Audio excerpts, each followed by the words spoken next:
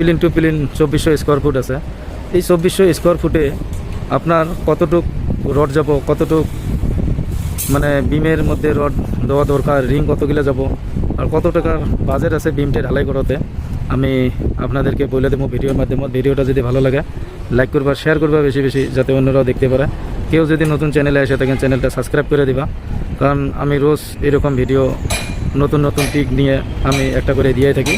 তো ভিউয়ার্স, আমি আজকে একটা নতুন ভিডিও নিয়ে আসলাম, যেটা নাকি বিম ঢালার আগে মানে বিমের যেটা তলি এটা ঢালাই করে দিলেও হয় বা ইট দিয়ে গাঁথনি করে দিলেও হয়। তো এই জিনিসগুলো আমি যেটা বিল্ডিংয়ের কাজে ছোটো ছোটো কিছুমান টিক থাকে, ওই কাজগুলো আমি আপনাদেরকে দেখে থাকি। আশা করি ভিডিওটা যদি ভালো লাগে লাইক করবা, শেয়ার করবা বেশি বেশি, যাতে অন্যরাও দেখতে পারে। কেউ যদি নতুন চ্যানেলে এসে থাকেন চ্যানেলটা সাবস্ক্রাইব করে নেবা, আর আমি রোজ একটা করে ভিডিও দিয়ে থাকি। আর এই যে বিল্ডিংটার যেটা প্লেনটা 2400 স্কোয়ার ফুট আছে, রড কতগুলো যাব, আপনার রিং কতগুলো যাব, প্লেনটে বিমের রডে যেটা 16 মাল আছে কয়টা, আর কয় পিস লাগবো, 8 mm রড কয় পিস লাগবো, গুণা কতগুলো যাব, এই ধরনের যেটা একটা খরচার অ্যামাউন্ট এটা কত আসবো, এই ধরনের আমি ভিডিওগুলো বানিয়ে দিয়ে থাকি যাতে অন্যদের সুবিধা হয়। এখানে ছোট একটা টিক আছে যেটা নাকি আপনারা ইজি প্রসেসে হিসেবটা বের করতে পারেন, কারণ একটা করে বিমে যেটা নাকি ডাইরেক্ট মাল আছে ওটা 5টা করে যাব। তা এই ধরনের একটা করে বিমের ভিতরে 5টা করে রড লাগে, যেমন 5টা, 10টা, 15টা, 20টা, এইভাবে আছে আপনার 5টা, 10টা, 15টা, 20টা, সামনে অল্প আছে। তো এইভাবে এখানে 50 পিস রড লাগে 16, আর রিংয়ের মধ্যে লাগবো আপনার 90 পিস রড। আপনারা রিংটা কী সাইজ দিবা ওই হিসাব করে আপনারা মিলে নেবা, যাতে অসুবিধা হয় না। তো এই ধরনের করি একদম ইজি প্রসেসত আপনারা হিসেবগুলো মিলে নিতে পারেন, অসুবিধা হবে না। তা আমি সাধারণত আপনাদেরকে হিসেবগুলা যে দেই যাতে ইজি হয়, কারণ আমি হিসাব কইরাই দিলাম যে কেমন করে আপনারা হিসাব কইরা নিবা। তো এই ধরনের হিসাবগুলা কইরা যদি নিতে পারো আপনাদের সুবিধা হবো।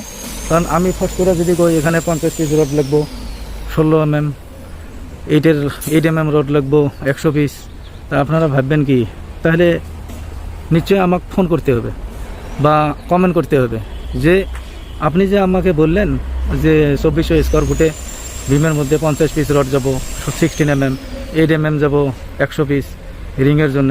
তাহলে এইভাবে বহুত কথা খালি আপনি আমাকে বইলাই থাকবেন। তার বদল আমি ইজি প্রসেস যেটা আমি একবারে আপনাদেরকে বইলা দিলাম যে লম্বায় লম্বায় কয়টা বিম আছে, কত ফুট লম্বা আছে, আর বহলটাও দেখবা কতটা বিম আছে, কত ফুট লম্বা আছে। কারণ একটা রড 38 ফুট থেকে 39 ফুট লম্বা থাকে, মানে 12 মিটার থাকে। ওই হিসেবে আপনার বিল্ডিংটার বিমটা টোটাল কত মিটার আছে ওই হিসেবে আপনারা প্লাস মাইনাস কইরা একুরেট কইরা হিসেবটা কইরা নিয়া আপনারা ওখানে হরন মাইরা দিবা, একদম একুরেট বেড়ে যাব। ঠিক আমি এইভাবে হিসেবগুলো কইরা দেই, এদেরকে ওই হিসেবে বইলা দিলাম যে এইভাবে কাজগুলো করলে আপনারা আর টেনশন হবো না। মানে অত যে আমার একটা বিল্ডিং বানাইতে চাই কত বা রড লাগে, কত বা কী লাগে, কোনো টেনশন নাই। আপনারা আগত ফার্স্ট টাইম করবা কি যে কয় ফুট বিল্ডিংটা লম্বা হবো আর কয়টা বিম যাব, সব বিম কয়টা প্লাস কইরা নিবা, নিয়ে কতটুকু লম্বা হলো ওই হিসাবে আপনারা মানে 38 ফুট কইরা ধইরা ভাগ মাইরা দিবা। আপনার কয়টা রড লাগে, কতগুলো রিং লাগে, আপনারা রিংয়ের প্রসেসটাও ওই ধরনেরই হবো।